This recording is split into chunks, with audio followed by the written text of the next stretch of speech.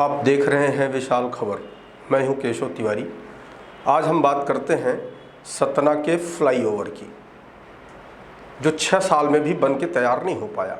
वहीं पड़ोसी रीवा ज़िले में 3 फ्लाईओवर बन के तैयार हो गए। 2015 में सतना के फ्लाईओवर का ठेका हरियाणा की एक कंपनी स्काईलार्क को मिला, जिसे उस ठेका कंपनी को 42 करोड़ रुपए में तैयार करना था। बाद में इसकी लागत बढ़ गई, ये 56 करोड़ हो गया। आश्चर्यजनक बात यह है कि जब इस फ्लाईओवर की निर्माण की भूमिका बनी तो भारतीय जनता पार्टी के तत्कालीन विधायक शंकर लाल तिवारी ने इसका भूमि पूजन किया, और जैसे ही इसका भूमि पूजन होता है तो स्थानीय व्यवसायियों ने इसका विरोध शुरू कर दिया कि इस फ्लाईओवर की ज़रूरत क्या है, इससे क्या फ़ायदा होगा, अगर इसे बनाना ही है तो माधवगढ़ से सोहावल तक बनाया जाना चाहिए था, या ऐसे तमाम बातें, या इसकी ऊंचाई कम है, या इसकी ऊंचाई हटाई जाए। और इसमें जो सबसे बड़ी बाधा थी वो बाधा थी डॉक्टर भीमराव अंबेडकर की मूर्ति। जब इसे बनाने की बात शुरू हुई तो ये हुआ कि डॉक्टर भीमराव अंबेडकर की प्रतिमा को कहीं अन्यत्र स्थापित कर दिया जाए, लेकिन बहुजन समाज पार्टी के बहुत सारे लोगों ने जब इसका विरोध किया तो जो प्रशासनिक लोग थे उस समय, उनका आत्मबल, उनकी निर्णय क्षमता इतनी कमज़ोर थी, इस बात पे ढीले पड़ गए।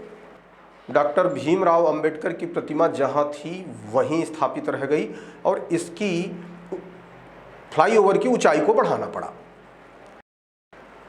जिसके चलते निर्माण में भी देरी होती गई। हालांकि यहाँ पर जिस तरीके से राजनैतिक और प्रशासनिक उदासीनता का माहौल है सतना में, उससे यहाँ के विकास कार्य वाकई में विकास के नाम पर जहाँ तक एक शून्य पसरा हुआ है। आज अगर आप अपन देखें तो सिर्फ फ्लाईओवर की बात नहीं है।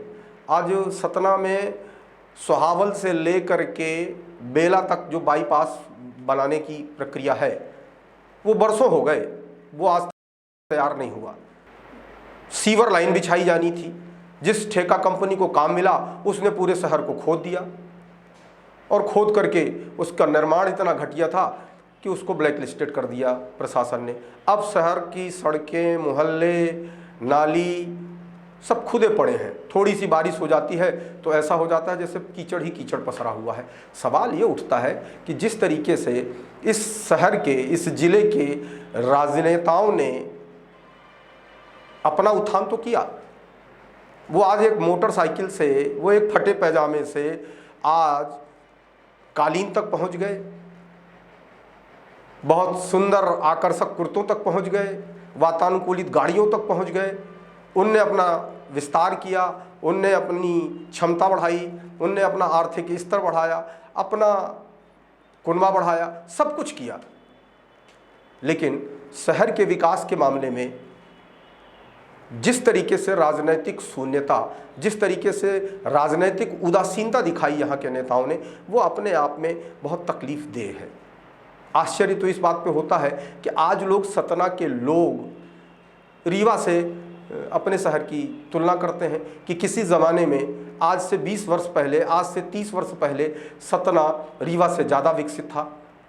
लेकिन इस 20 से 30 सालों में रीवा ने सतना को काफ़ी पीछे छोड़ दिया। उसके पीछे की जो सबसे मुख्य वजह बताई गई वो सिर्फ थी राजनीतिक उदासीनता। जब कांग्रेस की सरकार थी तो श्रीनिवास तिवारी ने वहाँ पर राजनीतिक तेज़ी दिखाई, राजनीतिक प्रभाव दिखाते हुए वहाँ का विस्तार किया, उस शहर को खूबसूरत बनाने का प्रयास किया।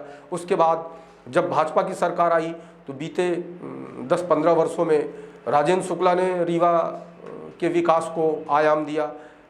लेकिन सतना में बीते 15-20 साल में भारतीय जनता पार्टी की ही सरकार रही, भारतीय जनता पार्टी के ही विधायक और सांसद रहे, भारतीय जनता पार्टी की ही व्यवस्थाएं रही, भारतीय जनता पार्टी का ही महापौर रहा।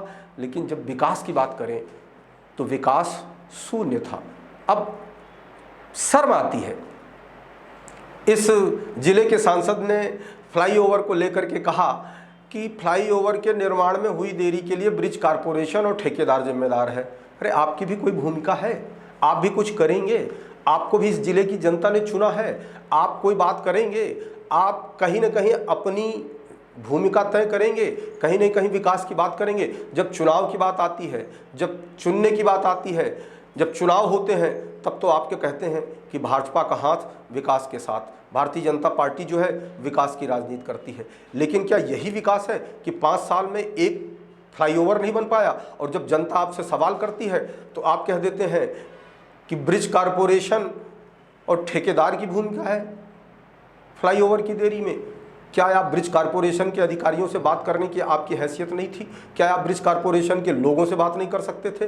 क्या आप ठेकेदार से बात करके उस काम में तेजी लाने के लिए नहीं कह सकते थे? लेकिन आपने सतना के फ्लाईओवर को अपना माना ही नहीं। सतना की जनता अगर परेशान होती है तो होती रहे, इससे आपको कहीं कोई लेना देना नहीं है। कोशिश करनी होगी और बेहतर होगा कि इस जिले के जनप्रतिनिधि सतना के विकास को लेकर के गंभीर हो जाएं, नहीं आने वाले चुनाव में उन्हें गंभीर परिणाम झेलने होंगे।